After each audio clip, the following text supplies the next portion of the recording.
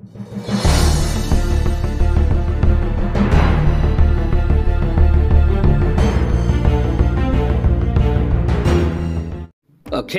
November 2005 नंतर रुजू झालेल्या राज्य शासकीय कर्मचाऱ्यांना जुनी निवृत्ती वेतन योजनेचा पर्याय मंत्रिमंडळामध्ये झाला, यावर प्रॉपर निर्णय।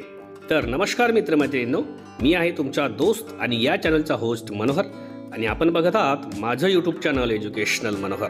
तर मंत्रिमंडळाच्या बैठकीमध्ये एक महत्त्वपूर्ण निर्णय घेण्यात आलेला आहे, तो म्हणजे 2005 पूर्वी भरती झालेल्या, म्हणजेच त्यांची भरती निघालेल्या परंतु 2005 नंतर रुजू झालेले जे शासकीय कर्मचारी आहेत त्यांना जुन्या पेन्शन योजनेचा लाभ मिळणार आहे, आणि याबद्दलचा निर्णय मंत्रिमंडळामध्ये घेण्यात आलेला आहे।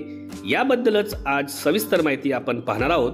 त्यामुळेच हा व्हिडिओ सुरू करण्याच्या पूर्वी हे चॅनल एज्युकेशनल मनोहर यावर आपण नवीन असाल तर हे चॅनल आपण सबस्क्राइब करून घ्या, आणि हा व्हिडिओ बघितल्यानंतर सर्व शासकीय कर्मचारी बंधू भगिनींना आपण शेअर करा। चला तर मग याबद्दलची सविस्तर माहिती आपण आता बघून घेऊया।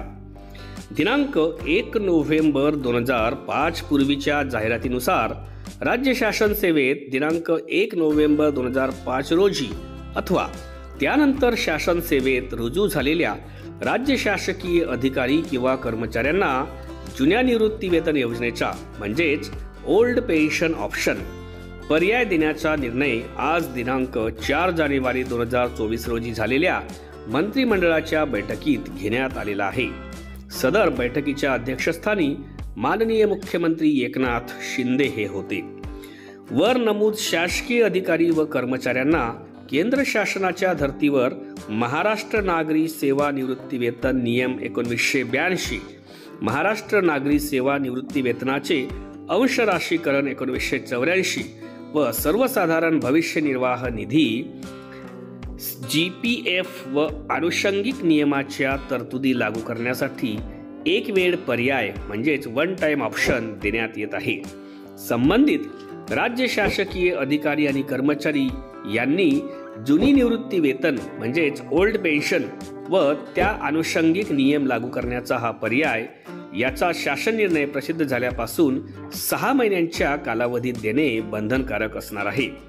तसेच जे राज्य शासकीय अधिकारी किंवा कर्मचारी या 6 महिन्यांच्या कालावधीत जुनी निवृत्ती वेतन योजना म्हणजेच ओल्ड पेन्शन स्कीम लागू करण्याचा पर्याय देणार नाहीत, त्यांना नवीन परिभाषित अंशदार निवृत्ती वेतन योजना म्हणजेच NPS लागू राहील। यामध्ये शासकीय अधिकारी किंवा कर्मचारी यांनी प्रथम दिलेला पर्याय हेच अंतिम असणार आहेत।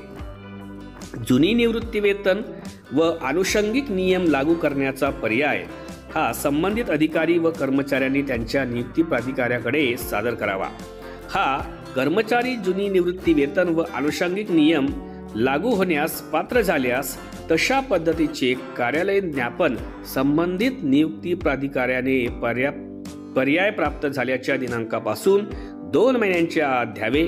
तसेच संबंधित कर्मचारी, शासकीय अधिकारी व कर्मचारी यांचे नवीन परिभाषित अंशदार निवृत्ती वेतन म्हणजेच NPS योजनेचे खाते तत्काळ बंद केले जातील।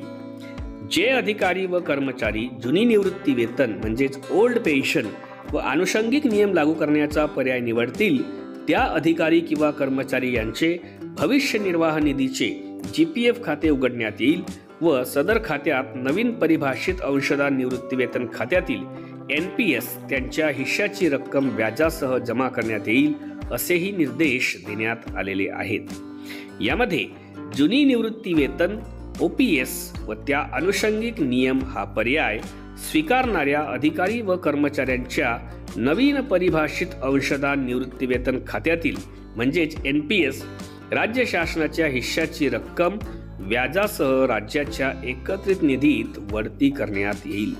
तर अशा पद्धतीने 2005 पूर्वी ज्या भरत्या निघालेल्या होत्या परंतु त्यांच्या भरत्या ह्या 2005 किंवा नोव्हेंबर 2005 नंतर झालेल्या आहेत, अशा शासकीय सेवेतील कर्मचाऱ्यांना जुनी पेन्शन योजना देण्याचं मंत्रिमंडळामध्ये निर्णय घेण्यात आलेला आहे।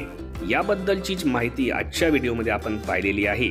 आशा करतो की हा व्हिडिओ आपल्याला नक्की आवडला असेल। व्हिडिओ जर आपल्याला आवडला असेल तर त्याला एक लाईक आणि जास्तीत जास्त शेअर करायला आपण विसरू नका। आणि हे चॅनल एज्युकेशनल मनोहर यावर आपण नवीन असाल तर हे चॅनल आपण सबस्क्राईब करायलाही विसरू नका। अशाच पद्धतीचे कर्मचाऱ्यांच्या बाबतीत असणारे महत्त्वाचे व्हिडिओ जर आपल्याला पाहायचे असतील तर त्यांची प्लेलिस्ट या व्हिडिओच्या डिस्क्रिप्शनमध्ये इन्फॉर्मेशन एज्युकेशनल मनोहर या नावाने देण्यात आलेली आहे। त्यावर जाऊन आपण बाकीचेही आपल्या कामाचे व्हिडिओज पाहून घेऊ शकता। चला तर मी आपली आता रजा घेतो। सर्वांना माझा नमस्कार।